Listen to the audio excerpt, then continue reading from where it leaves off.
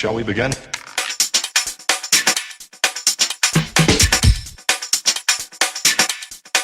Let's begin now. Okay, Cormac, thanks so much for doing this. I really appreciate it. The whole idea of the warrior code, and that is that I think every athlete or professional golfer or any other sport, to deal with the kind of uncertainty and stuff that you guys put yourselves into all the time, you have to have some kind of, like, I suppose, underlying ethos or values or a set of principles that you live by, and I suppose that's the goal I want to get out of this, is to try and help learn as much as I can from each individual person, and that allows them to both train and play at the level that they do. So the first question I'll probably have for you is, like, when you think about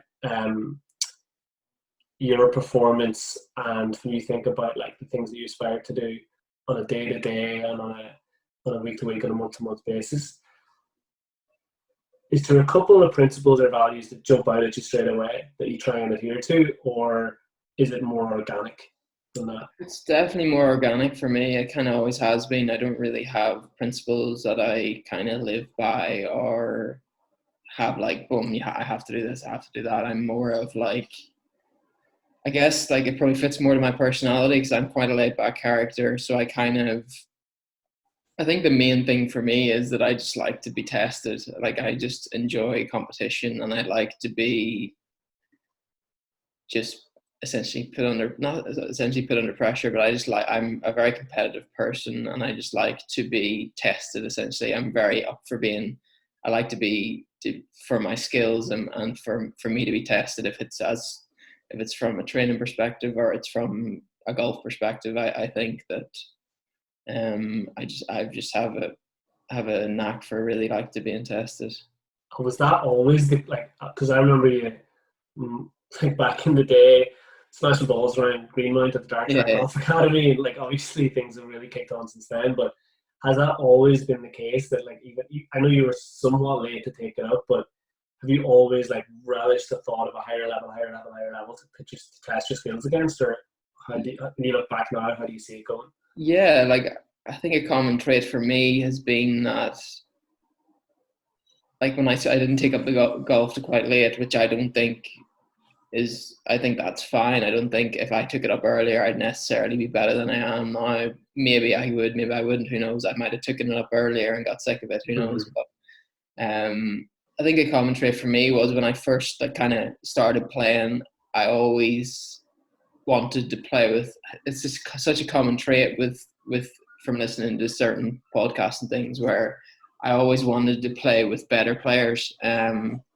I think when I first kind of started, I was getting down, like, got down to around 10, and one of the winters I had a really good 4-ball every weekend, Saturday and Sunday, where the likes of Daniel Vaughan, who would be Paul the pro there's young older brother, who's really good player. He's like off +1, +2, but he's quality golfer. There's a few other guys who were, like, low single figure handicaps, and I was playing off, like, 10, and I was lucky enough to be able to work my way into that 4-ball. I may be other juniors like, oh, you're licking his arse or whatever. I'm sure they understand now, but, like, I probably got ridiculed for that growing up. But that's the way I seen it. Was I think I'd played other sports at a decently high level, and I just, like, a certain part of me aspired to be as good as them. In a way, and a common trait for me was in that I kind of got to as good as them, and then I would all of a sudden start to get better than them, and then all of a sudden, once you start to get better than those guys, other opportunities come along where you start to play tournaments and you see guys who are better than you. And then obviously I went to Stirling then in 2012.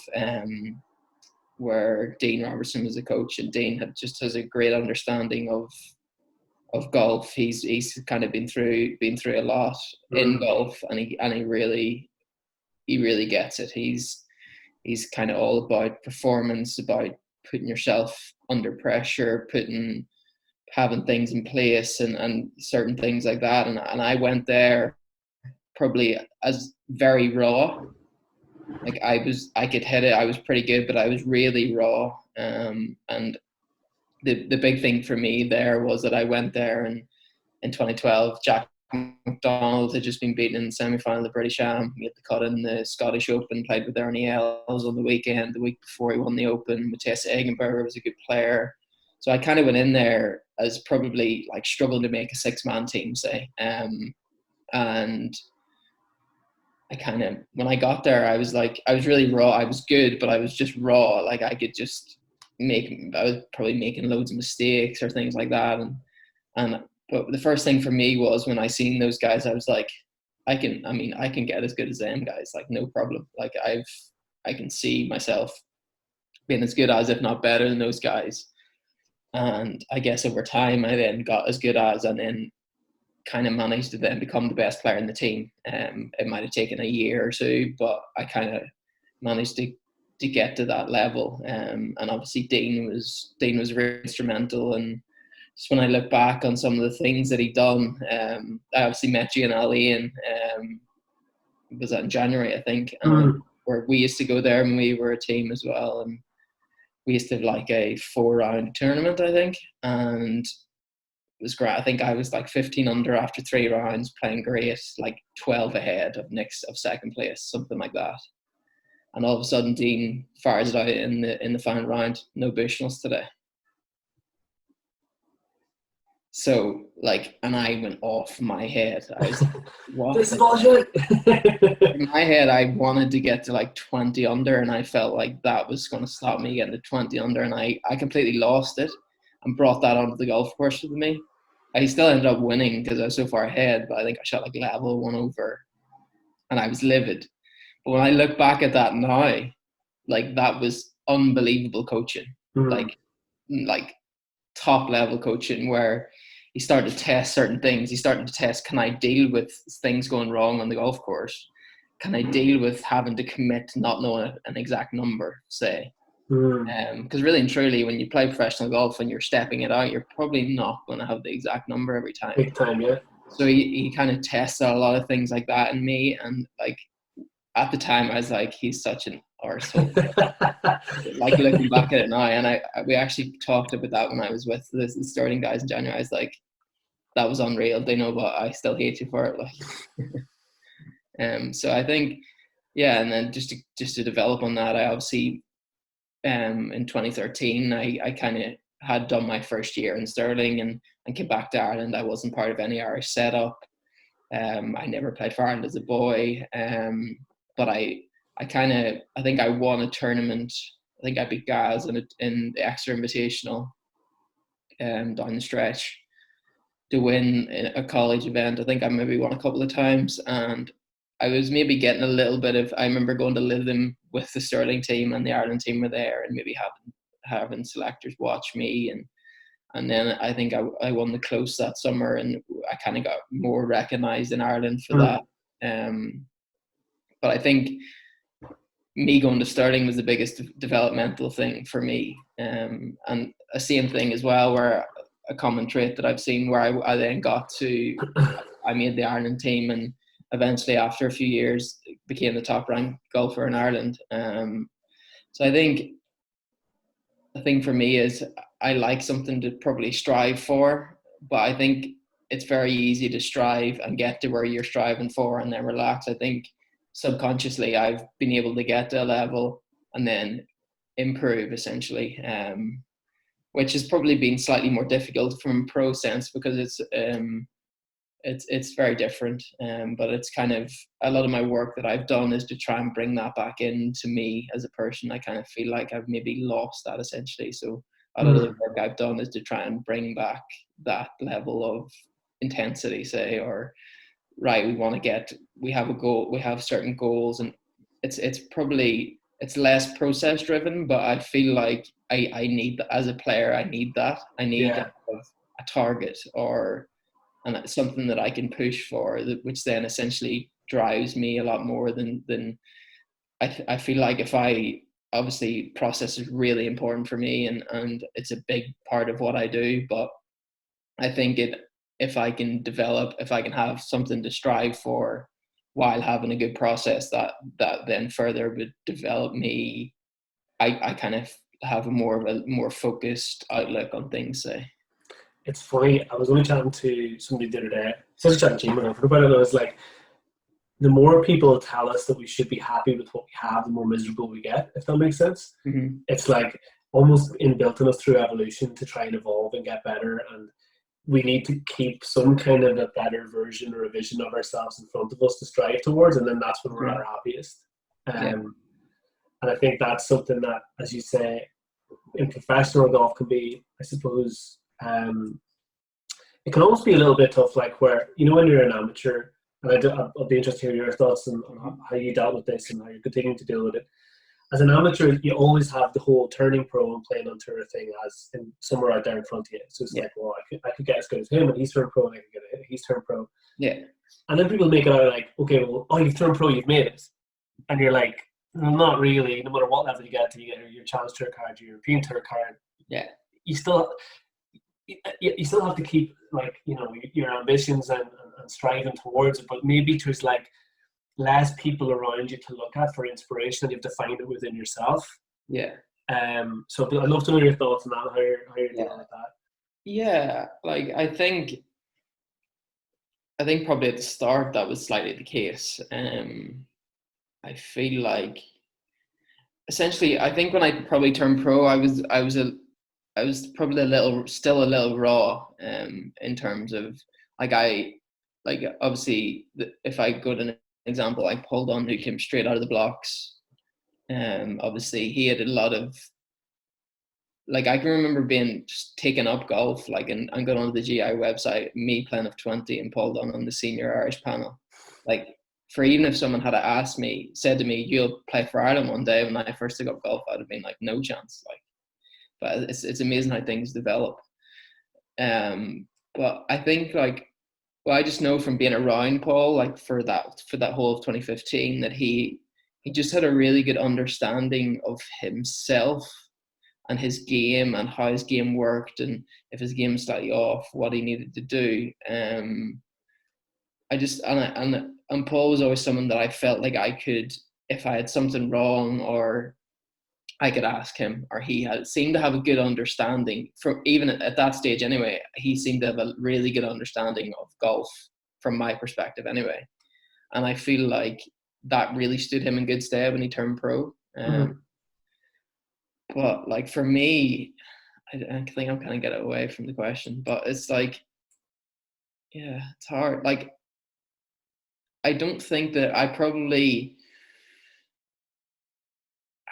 of really, when I first turned pro, like, I just didn't know what to expect. My expectations probably, like, I probably didn't think I was probably better than I actually thought I was as well. Mm-hmm. Certain things come around, I'm not a golf ball hitter, never have been, but I went down that route. I've been slightly down that rabbit hole, and I'm glad I got out of it.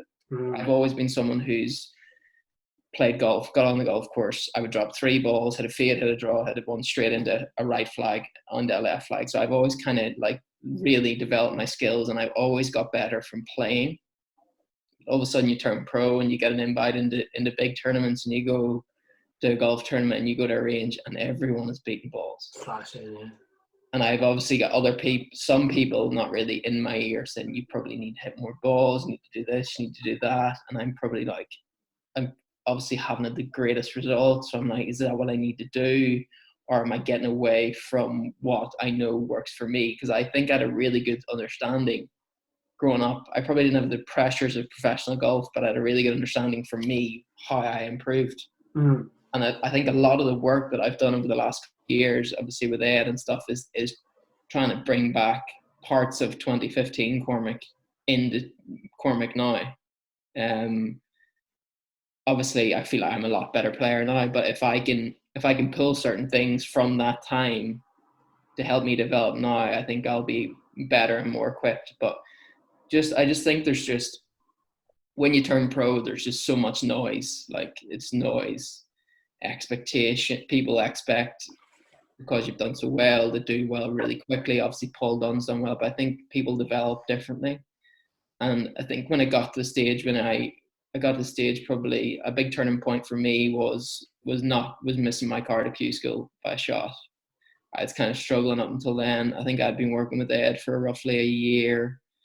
There's a lot of things I was working on in my behaviours. Ed was probably trying to get to know me. But a big turning point for me was missing my card at school. I just felt like something clicked, like something definitely clicked, whether it was a mindset thing, probably slightly technique thing as well. I was doing a bit of work with Mike Welsh at the time, who I would converse with about my swing, as well as Paul Vaughan as well. So I've kind of got that in the back.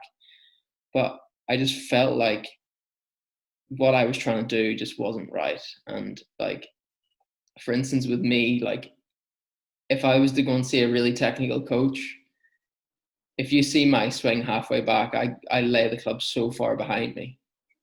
But then that helps me turn better. If I get the club outside my hands, I turn this way. Yeah. And I just felt like I actually went back over old swings from like 2015, and I was like, I would just want to get back to there. That's when my ball striking was the best. So I kind of had a look at that, and kind of, for me then, at that stage, I think the club just started to fall into a more natural position for me, and I just was able to start hitting shots that I was able to hit before, as well as adding skills that I'd learned from the couple of years that I maybe had failed, say, from a. When you say that you went back to 2015 swing, do you mean like 2015 swing was a little bit more laid off, on the way back, not quite as up as maybe you had been working into, or what? Yeah. Is that what you mean? Like you went back to what? That's like put quotation marks up there, a slightly more unorthodox look to your backswing. Is that what you're saying? Or I mean, if I showed you a video of me getting the club in a good position halfway back, and if you watched it like from the naked eye, from a perspective of, if I went, I mean, I don't get this P1, P2, but if I went to P1, I barely get it. I think it's all bullshit. But if I stopped the club there, everyone would be like, oh, that's class position. But if I done P1 now, people would be like, oh, he probably needs to get the club more outside his hands. But I have much more control of the golf club for when the club tracks behind me. But if you look at my swing in full motion, no one can actually see that I track the club behind me, because it creates such a good flow to my swing. Whereas it was getting very shuddery, and because I was trying to put it in positions, I kind of went down that route for a while, and it's essentially since then I have not worked on my golf swing. Like I just haven't. I think I've videoed my swing twice since Q school, since before Q school in 18. Obviously, I missed my car by one, but I think that was a big turning point for me. I was starting to feel more comfortable. I was becoming more. I just had a better understanding of me as a golfer, and that I was more confident in my own skin, that I don't have to go to the range for 4 hours and beat balls, even though everyone else is doing it. It might look like I maybe don't work hard enough, or I don't work as hard as others, but for me, I work in areas where other people don't, for me to improve. Mm-hmm. Do you know what I mean? I put myself under a lot of stress and pressure in my practice, which I guess a lot of players are doing, but I feel like that's where I was getting my gains, and then that's where I guess it's just become more comfortable not having to be seen. I heard Gary say when he was younger, it was like, oh, you want to be seen as the guy up hard working on the range. I guess that kind of fed into me when I first turned pro. I got to be more professional. I got to do this. Got to treat it like a 9-to-5 job, essentially, which was totally detrimental to my development. But thankfully, since I started working with Ed, we got to that, and we kind of worked through it. Yeah, we worked through it to get me back to being comfortable.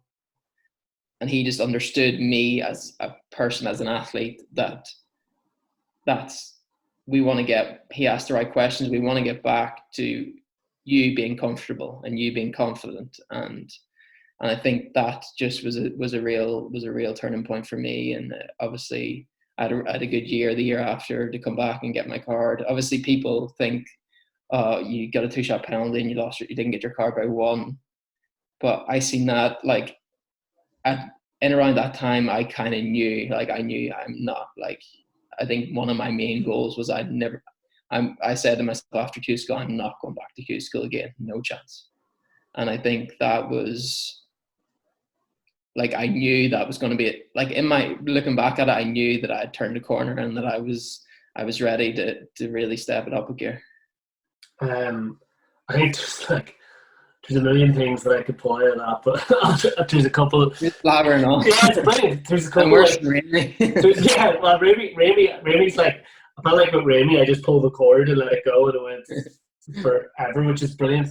Because that's when the real gold comes out. A couple of things that really interest me there is, and I've fallen into this trap as a coach, is like, well, other coaches do this, so maybe I should do this as well, and other coaches get their players to do this, and maybe I should get the players that I work with to do that as well. And I think definitely when I see, and it's one of the toughest things that I think about transitioning onto the European or PGA Tour is just, or any the LPGA Touring, it's just this. It's so hard to be comfortable enough in yourself to not look around. Yeah. And just be like, oh, well, she's doing that, and she's winning, so I should do that, or he's doing that, and he's winning, so I should do that. Yeah. And I do think, and you're right, and it's funny, like, we'll never know. It's kind of like if you started earlier, maybe you needed to do that for a while to realize that it wasn't you, and it's like, possibly, yeah. If you have a dip, and the thing that I'd be interested in is, like, because I think all careers ebb and flow. It's the nature of performance. Maybe in the future you'll have your dip, and that temptation won't be there. Yeah. To get me, because you've been through it already. Like, I think with the dip as well, obviously, I was trying to seek help, and then I came across Ed. We met, and like, maybe at the time my goals were obviously to be a European Tour player, but maybe since meeting him that I've probably increased my ceiling, let's say, as well. So I maybe went down, but I've also, on the way back up, maybe from the work I've done, I maybe can go higher now than that. Maybe if I had went like that. But who knows? I mean, it's one of those things. Who knows, really?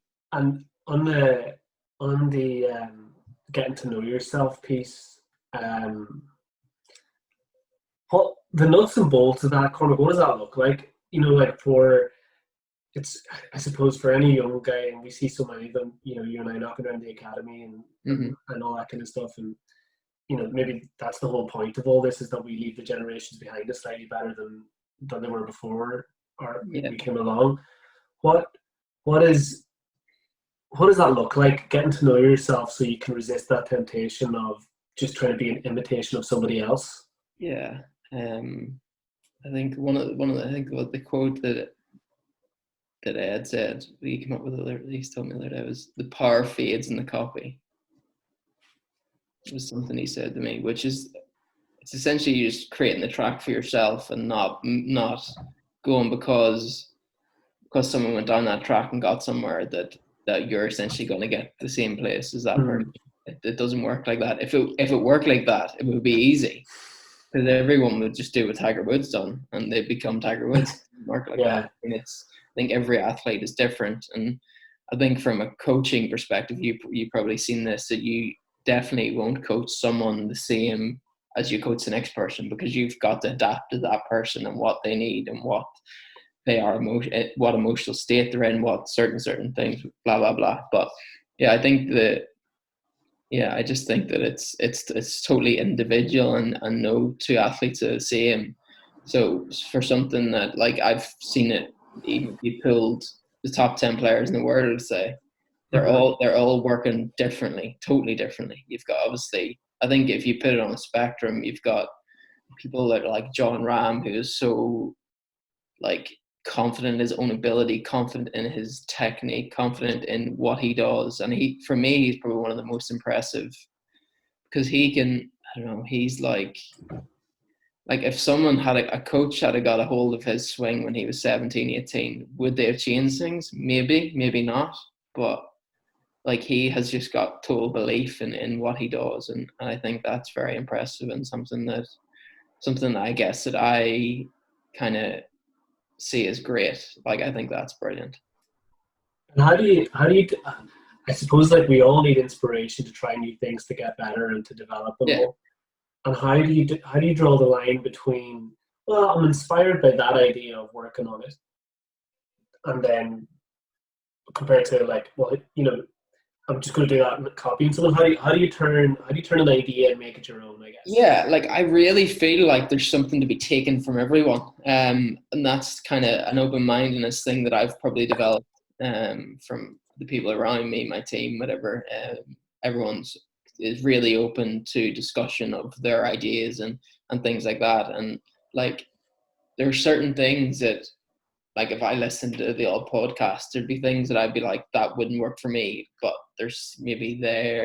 I always try to pull something from whatever it is. Not necessarily I mightn't pull anything, but like listening to other, like I'm watching The Last Dance, I think everyone is now. I mean, the amount of things you can pull from that is like unbelievable. I think I listened to podcasts.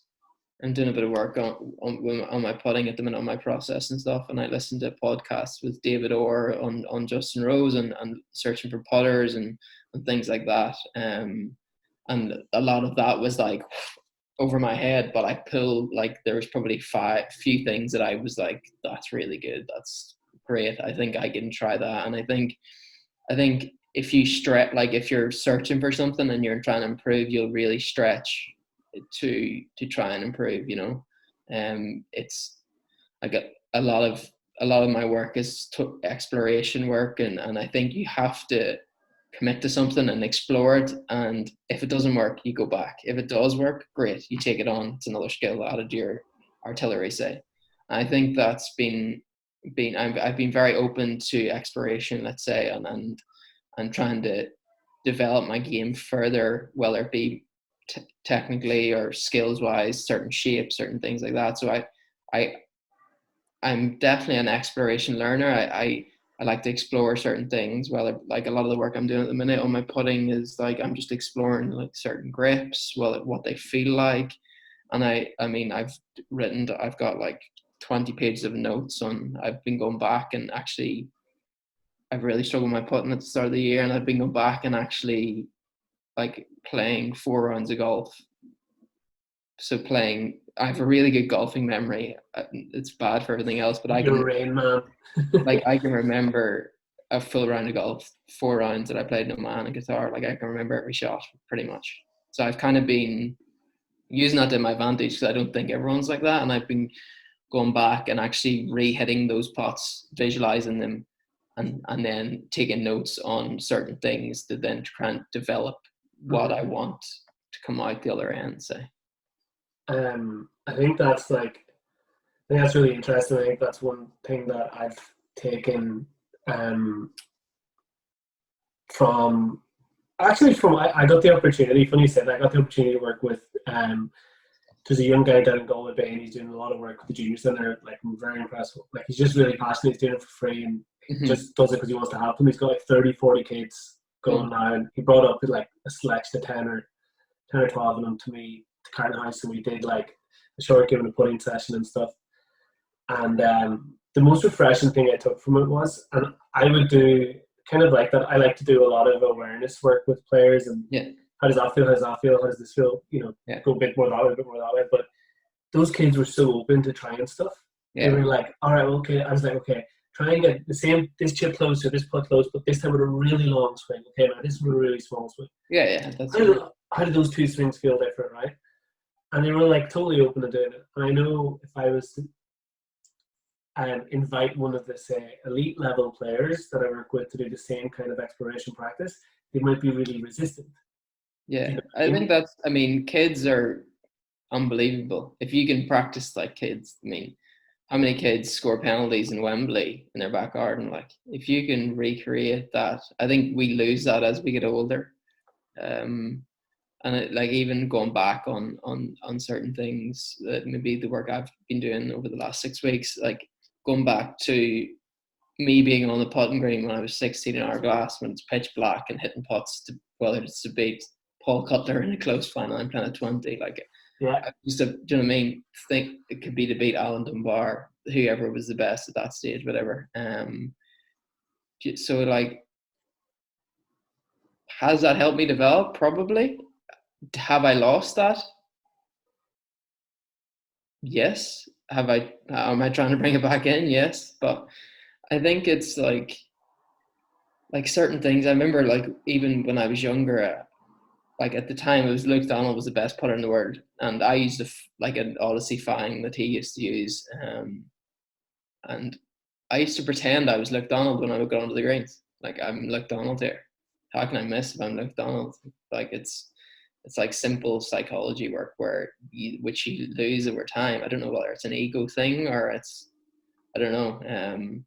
But It is amazing though how when you look back at the training and this stuff, yeah, some of it wasn't perfect, but like a lot of the principles behind how you practice and play as a kid is exactly what, like, the likes of myself and Ed and other coaches, we spent all our time researching, yeah, how to learn basically. And we go, fuck me, we knew all this as kids. It's like visualization, imagery, yeah, modeling, exploration, play, and as you say, where we lose it, I don't know. But and I've said this a couple of times. A lot of the stuff I see at professional events, I'm not sure the way they're practicing is the the method that got them there in the first place. Do you get me? Like, yeah. I think with professional golf, there's just so much noise. More so even on the bigger tours. I think there's so many guys that want to get a driver in your hand, try this putter, try these wedges, try these irons, blah blah blah. I mean, there's just so much noise, and like I think a lot of the work that I've kind of been kind of say prepping for was to try and not block is the wrong word, but like mute mute the noise, like, and just do what you know works for you. I mean, there's so many people that it's just so easy. Just, if you're not putting great, there's 40 putters on the side of the putting green, like rather than you're getting away from. And I fell into that trap. I mean, I fell into the trap this year where you're totally getting away from what's actually making you not putt great. I mean, you change your putter, you're hoping for the honeymoon period that everyone talks about, which is, well, I didn't have it when I picked up a new putter. But I think you're kind of you want to try and get to the roots of the problem, and then try and come out from the roots to create the flower. Let's say, do you know what I mean? You want to kind of it's great. It's like funny you say that. It's such a great analogy. We have a little porch here in the house, and Jane's been planting like loads of flowers and stuff. And it's mad. I just like go on, and every morning now I get up and walk into the porch and see how much how much it's grown. Do you know what I mean? Yeah. But it's like that. It takes time, and you'll see a flower pot covered in soil, and you never know when like the shoot is gonna pop up. And I think when you think of like growing skills like that and in that organic way, some of the things we do doesn't make a huge like change of putters all the time. And I've obviously I use all the technology to capture patterns and see what's going on. And I've seen it, Cormac, and I, like with a good player, I could put like 4 or 5 different putters in their hand. Does their pattern change all that much? No, not really, to be honest. Even no matter how radically different the putters are, the core fingerprint of that player's pattern stays exactly the same. So what's Yeah, I think that's a great way to put it. I think like the total exploration, like I think in order to be, if you're not great at something, I think that you've got to exploration is so key. I think quick fixes are something that really like poisons golf. I mean, everyone wants a quick fix. You pick up a golf magazine. I'll make you do this in 2 days. You pick up you go onto your Instagram, get a 6-pack in 2 weeks. All right, dead on. It doesn't work like that. And I think that whenever you accept that and accept that if you're going to make a change, it's going to take time, and you're going to have to let things bed and let things naturally take their course, and for you to improve. I think that's when you say 6 months down the line, you really see the results rather than totally trying to make quick fixes. And a quick fix for me, which could be, is let's change my putter and hopefully I'll putt better with that. But it's totally in the clouds, like whether I putt it or not. Do you know what I mean? It's like if I can get to the stem of what's actually creating me to say not putt great. I think that if I can obviously get to the root of that and then explore and see what is going to help me better, what areas of my process aren't good. Do I lose my concentration in my process? Is my process consistent to what I'm trying to do? How can I further develop that to then help me be less? Because help say if it's your ball striking it less to be less in the clouds rather than I'm more in control. It's just trying to gain a more robustness and a control to what you can do. So like control, obviously there's so many things in golf you can control, there's so many things you can. If you can gain as much control as you can over certain things, I think that's when things can really turn around for a player or an athlete. I think as well, I think that's something that you do really well, and I think it's because it's a testament to the amount of self-reflection you've done, and you know, not just treating things on a surface level, which is ironic, Cormac, right? Because most people would see how they backyard and that you love to play and compete, and they would think you're like a little bit just on the surface, and you know what I mean, but they don't realize the depth you've gone down to get to know yourself, if that makes sense. Yeah. And that's the hardest work you'll ever do. Hardest work you'll ever do. Want to do it. I mean, it's very difficult. You maybe see things you have to go, like I went back into my childhood and things like, which is it's nearly my girlfriend Sally. She's trained to be a therapist. It's nearly like therapy. It is exactly like therapy, and there's a, you know, I think it's so true. Is like the behaviors we have today are a fingerprint of what we've done up to that point. It's not like. And that's why, and again, I think this is one of the things that I've learned, and I think that you've done really well on, is when you understand that like patterns take forever to change, whether that be a technical pattern or a behavioral pattern, like they need to be grown carefully, no more than, like, as you said, the root that turns into a flower. Yeah. It gives you the patience, doesn't it, on a tournament to be like, it's okay if I fuck up here because I know I'm just growing this and it's getting better. Yeah. And if I can ask you this, a couple of last questions, is how do you balance that patience of knowing that you're on this like really solid quest to this really high ceiling with the obvious, we can't get away from it, like performance standards that we need to hit to continue to have a prosperous career in professional golf? How do you balance those two pieces? Yeah, I mean, I think you're obviously trying to develop, so my cat's you're obviously trying to. It's an impressive leap. Sure, you got the picture there. Obviously, you're at a level wherever you are, you've got there because you're there. So you're well enough to compete at that level you're currently at. Whereas you're obviously always trying to improve, but you're at a level because you're not there because you bought a lotto ticket and you ended up there. You're there because you essentially deserve to be there. And obviously, I get being comfortable where you are. Obviously, there's players here playing. Obviously, I'm playing European Tour. I've got my European Tour card now. I want this, like, further down the line, like, I want to be a PGA Tour player. So, like, it's important not to just rest on your laurels, I guess, as well. Sure. But so you are where you are and you've got to accept that. But I think to try and improve to get to where you see is going to, it's not like a lot of people talk about, if you're making a thing, there's going to be a slump in performance because you're working on this thing.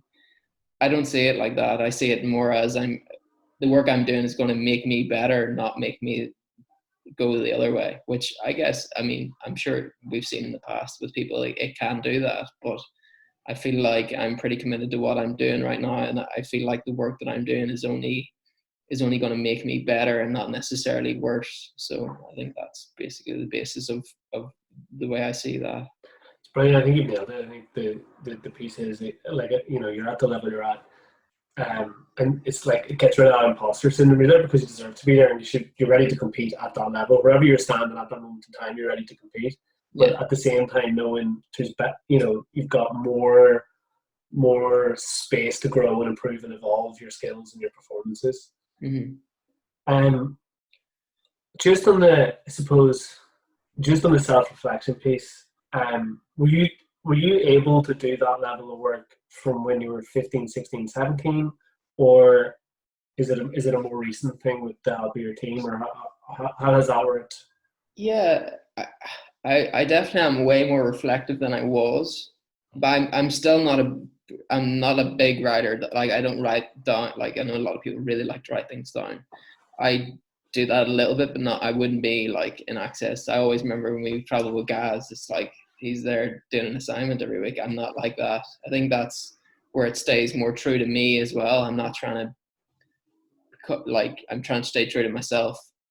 Again, I say I have a good memory with golf, so I kind of, whether it be me sitting down in the evening reflecting on this, that, and the good, bad, the indifferent, let's say, and maybe taking the odd note down, that's a trigger for me to then to talk about. And a key thing that I've got into that I probably neglected for a while was as well that, like, if I, like, after every round of golf, I would get on a call with Ed, and then, like, he's nearly my I would vent to him what I was feeling on the course, and he'd be probably the guy that's really doing the notes. Mm-hmm. And if it comes to a certain time where we're doing a season review, he'll be like, in the second round, and think, you said this, like, why did you say this, and how can we improve in this? So it's like, I think I'm really lucky to have a team that really works for me. Like, not to, like, I think that there's certain players that really wouldn't work with certain coaches, and I think that it's really important to find a coach that you can really relate to, and I think I'm lucky that I've done that. I feel like in some way I feel like the people around me and my team work harder than me in a certain extent, in the niggly things that aren't very, like, things like that. So I would get on a call, he's obviously taking notes from everything I say, and then we can then, whether he takes things from that, looks into that, researches what I've said and what it does, and how in our next practice session can I make that better, or hold how good this is at a certain stage, or make that even slightly better, or things like that. I think reflection is very important, and it's very important to be true to yourself when you do it. Obviously it's hard. I mean, it's really, like, reflection is difficult if you're being really true to yourself, and if you, I mean, there's going to be days where you go out there and you come off the course and you go, was I actually trying there today? Like, and it's hard to say, to go, right, like, what am I doing? Like, do you know what I mean? But I think it's just very important to be really true to yourself, and I think reflection is really important in order to improve. But there's obviously very different ways to reflect, I guess. It's funny, I heard a quote from Tim Ferriss, and it was, how successful someone is a direct correlation to the number of hard conversations they're willing to have. Yeah, like, that's, I mean, the amount of hard conversations I've had, I mean, they're difficult, but it's like, it's even like, don't get me wrong, if I'm going to do a set with someone in my team, like, I'm on the way there, and I am dreading these next 2 days. I'm like, these 2 days are going to drive me up the walls. But then when I get into them, like, I have a good ability of, when I'm in it, that I'm solely focused on what I'm doing in the task. And then when you drive out the other side, you're like, of the 2 days, you went, I've improved the last 2 days. That was such good work. It's not like, essentially, I think that shows you're doing good work when you're actually driving in to do work, and you're like, it'd be so easy for me just to drive home, like, and go and play 18 holes by myself. But am I really going to improve that way? Probably not, maybe. But I think that's testament. Even if my strength and conditioning coach, Alan, like, I've been in 3 sessions a week with him, and I'm like, up in the morning, I have a session that day, I'm like, like this. But when you do it, you feel like you've got stronger, you've improved in certain ways. So it's like, I don't know, it's a weird sensation, I guess. And I suppose, like, how much of the work you do, like, obviously competition drives you, and you need to make your environment competitive. Are you working on your own, like, in those couple of days, or would it be groupies working together, or how does it work? Like, or are you able to like dial up that competitiveness on your own, or do you need other people around challenge or anything? A mix. Like it's a mix. I mean, if I go and spend 2 days with just me and Ed on our own on a golf course doing whatever, I mean, it becomes really competitive. It's something that's probably a little bit harder for me is to me actually go on my own somewhere, be solely on my own, and really get into that frame of mind. It's difficult. It's something I'm trying to improve, but it's hard. Again, I think a big asset since I've moved to Dublin, like we definitely have a lot more players down here, and I can test myself against players who are of a higher standard. And I think the good thing about the people that I practice with, they have like an open mind to be put under pressure as well, essentially.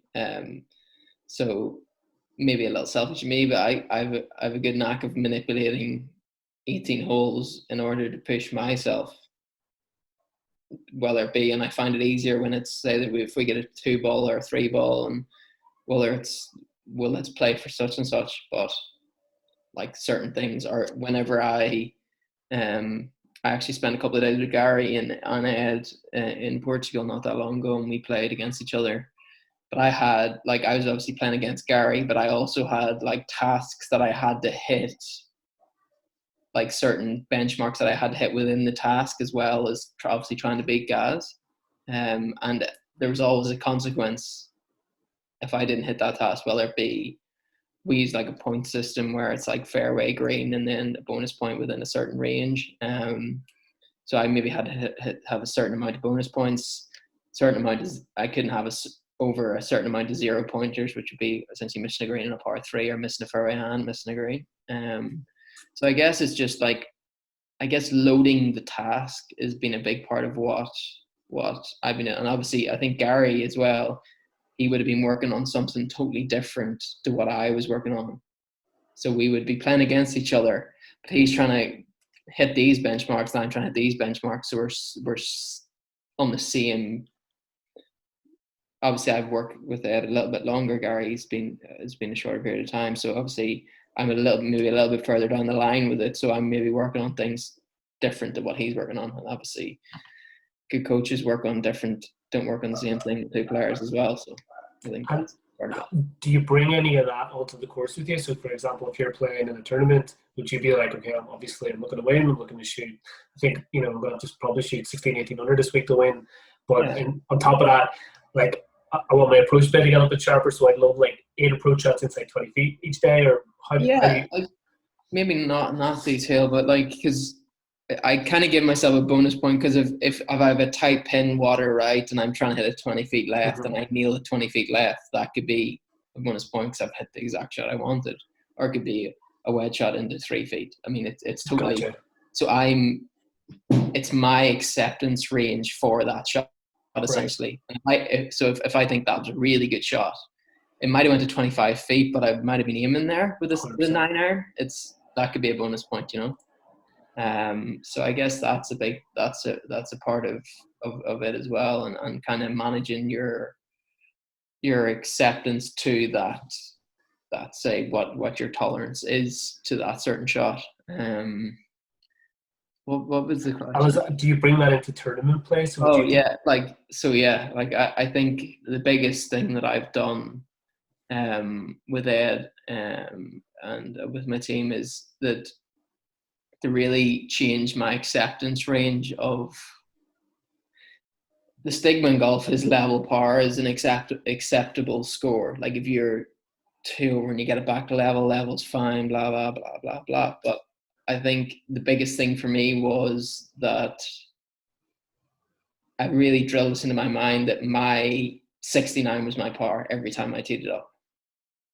I had to shoot 69 or better every time I teed it up. So I couldn't, but also when I got to 3 under, that it wasn't, right, let's okay, I'm 3 under now, let's hold on to this. It was just then push, and then the next day's a new day. Whether you should 8 under, 2 over, whatever.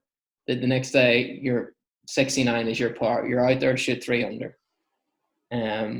Obviously, I think in practice, it kind of can be 3 under no matter what course you're on, but it can maybe be manipulated to slightly lower under par if you're playing an easier course at home. Gotcha. Short courses, or I think when we were in Kent, maybe went to 4 one of the days. But it's like, it's basically, and I think that's one thing that it's really is the first thing that goes on the sheet of tasks whether I'm playing a round of golf or playing a tournament, I guess, is to try and to have that as 69 is my acceptance range, and I don't accept, like, so if you shoot 3 under, it's like, yeah, solid score today, rather than, oh, that was 3 under, that was really good, but that's my level par. Like, do you know what I mean? To try, if you can really drive that into your mind. I think I read an article with Dave Smith as well, probably a year ago, and he does the exact same thing. Like, he said when he was playing, it was 69 was his par. I mean, if you're not, I mean, as a professional golfer, you're treading water if you're shooting in the 70s for 3 out of 4 rounds or 4 out of 4 rounds or whatever, unless you're obviously playing a major, which most guys aren't at that level. So I think that if you can create something around, and it takes work to actually get that into your head that 69 is par, but it's like, it totally changes your outlook on everything, and it changes your kind of changes your outlook on a round of golf and your acceptance ranges. And I'm not accepting any worse than 69 here today. I think it totally changes your outlook on the round. It probably, I feel like it put me in contention a lot of times last year, 100%. Where I was actually, maybe I was, come Sunday, I have a really good chance to win here. Have I done anything spectacular? No, but I've just been very driven on 69's par, and my process is going to be strong. And obviously I didn't win last year, but I feel like that was the main. There's obviously lots of other things, but I think that was the main thing that I tried to become part of me. That 69 is my par. From now, it might develop into something more. Obviously, I had goals and stuff to try and get my stroke average to that as well.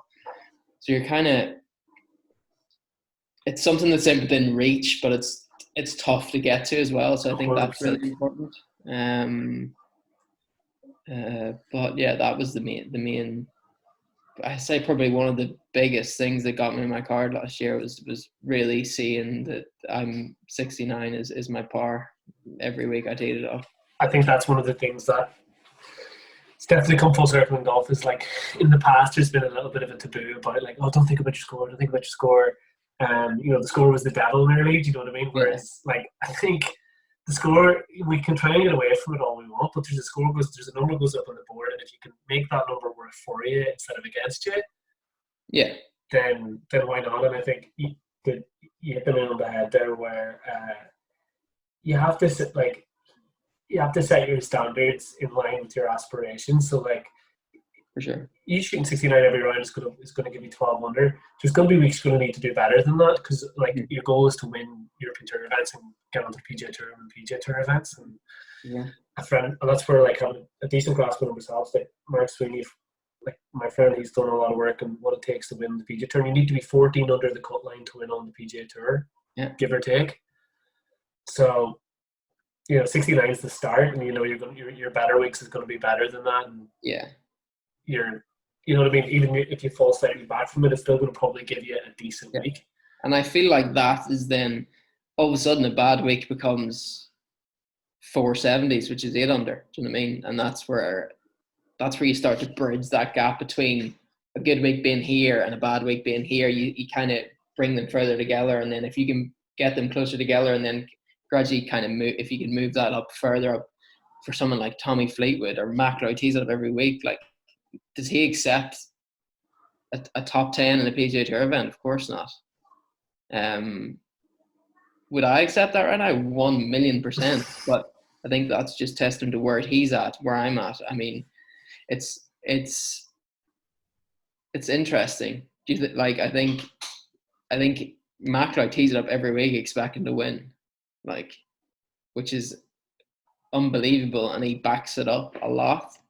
And obviously the likes of Fleetwood as well, I think what intrigues me, like I'm very interested in. I want to be like I think I want to be consistent in the way I do things and the way I play.